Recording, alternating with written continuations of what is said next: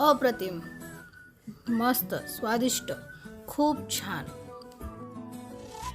खिचडी पुलाव. चला मग आता आपण पाहूया स्वादिष्ट खिचडी पुलाव. माझ्या नंदेने मला हे अंगणवाडीतलं एक पॅकेट दिलेलं, जे अंगणवाडीत भेटतं. त्यापासून आपण ही खिचडी पुलाव बनवूया.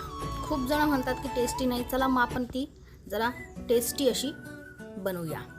त्यासाठी मी आता 1 वाटी हे प्रीमिक्स घेत आहे. हे खिचडी प्रीमिक्स आहे, अंगणवाडीत मिळते. हे मला माझ्या नंदेने हे पॅकेट दिलेलं आहे.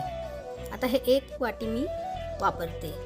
कुकर गरम झालं, त्यात तेल टाकलं आणि त्यात आपण हे प्रीमिक्स टाकून चांगलं परतून घेऊया. ते आपल्याला धुवायचं नाही आहे, ते प्रीमिक्स हे पूर्ण तयार आहे. ते आपल्याला फक्त ते तेलामध्ये परतून घ्यायचं आहे आणि त्यात गरम पाणी टाकायचं आहे. तेही ते प्रीमिक्स पाण्यामध्ये बुडेल इतकंच, जास्तही नाही आणि कमीही नाही. आपण ते पूर्ण मिक्स करून घेऊया आणि उकळी येऊ देऊया. 3 ते 4 मिनिटात उकळी येईल. तुम्ही पाहू शकता उकळी आलेली आहे आणि तांदूळ थोडा फुगलेलाही आहे.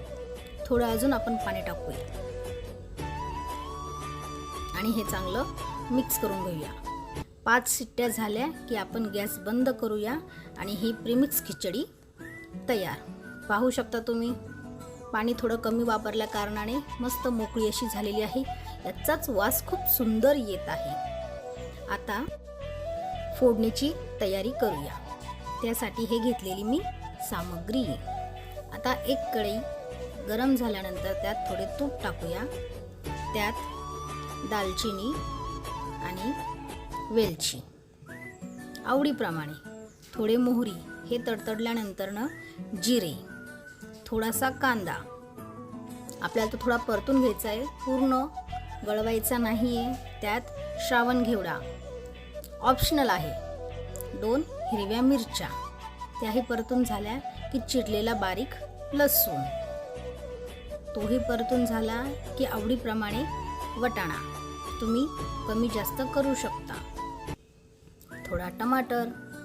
हे चांगलं परतून झालं की मग आपण गॅस बारीक करूया. थोडीशी हळद, हे पूर्ण आपण मिक्स करूया आणि त्यात तयार प्रीमिक्स खिचडी टाकूया आणि चवीप्रमाणे थोडंसं मीठ, कारण प्रीमिक्समध्ये आधीच मीठ असतं, त्यामुळं आपण थोडंसंच मीठ टाकणार आहे. वरून थोडीशी कोथिंबीर. ही आपली प्रीमिक्स खिचडी तयार. प्रीमिक्स पुलाव खिचडी. पाहू शकता मस्त असा वास येतोय आणि ही तयारही झालेली आहे. तुम्ही ही एकदा तरी करून पहा. ही फिक्की जी बिना तडक्याची आहे. धन्यवाद.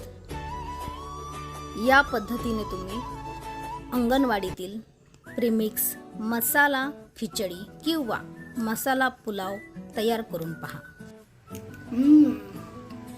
खरंच सांगते, 1 नंबर झालेले आहे. तुम्ही नक्की करा आणि मला कमेंट करून सांगा. धन्यवाद.